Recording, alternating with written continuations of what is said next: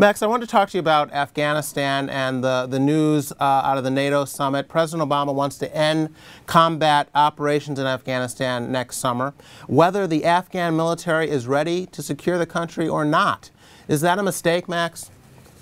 It's hard to know, because it's hard to know exactly what he means when he says that end combat operations, as long as there's still going to be something like 68,000 U.S. troops in Afghanistan, as long as they can go on missions with the Afghan forces, I'm not too worried. My concern would be if we draw down troops beyond that level, and if we confine them to bases, that's where the real trouble could come in. Well, the goal is that the size of the Afghan security when NATO leaves should be around 228,000. That's the number that I've been told. Is that large enough? Well, right now, the Afghan security forces are going to reach a level of 350,000 personnel. The goal is to cut their numbers and cut the budget of the Afghan security forces after 2014 from about $6 billion to about $4 billion, which will necessitate laying off about 120,000 soldiers and police.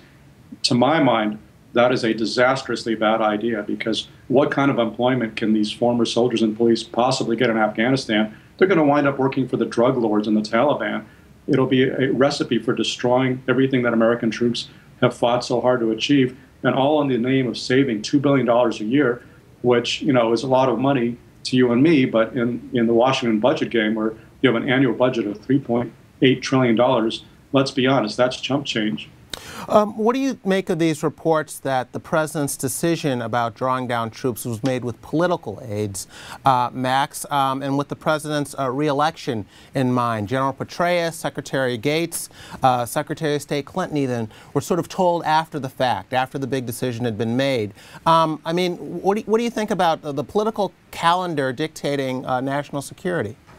I think that's very worrisome. I mean, I thought that was a real blockbuster story that David Sanger had in the Sunday New York Times when he was reporting that an aide of Obama's said the military was all in, but Obama wasn't. And he made the drawdown decision very early on, only about a year after ordering the surge, and he made it without consulting with his commanders.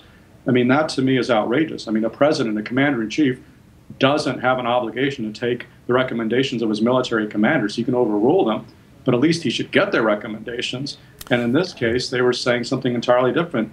And you know, if you believe the David Sanger story, which sounds very plausible to me, a lot of the reason why President Obama made the decision that he made was that so he could bring troops home before our election, and so to enhance his election prospects. I mean, now just imagine if George W. Bush had been doing this, he would have been flayed alive by the news media for playing politics with national security. But with President Obama, there's a deafening silence out there. You supported the surge in 2009 when President Obama sent another 30,000 troops to Afghanistan. Some said they didn't think his heart was in it, that he hasn't done enough to sell the war back at home to the public. Do you still think that was a good idea, Max?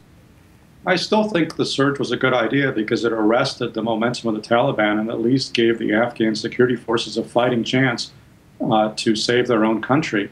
But I think the arguments of those who said that the president's heart was not in it, those arguments I think had a lot of validity in retrospect, because we saw what happened.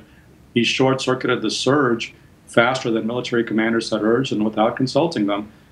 So that kind of half-hearted commitment really worries me, because, you know, when you hear that the president isn't all in, that's not true of our troops. I mean, believe me, those soldiers and Marines who are walking outside the wire every day, they're all in. They have to be, because they're risking their lives and their limbs every time they step outside of a base. They're putting their lives on the line. They are about as all in as you can get. So it's alarming to me when their commander-in-chief has an ambivalent attitude and isn't as committed as they are. And has his eye on the political calendar, no less. I would agree.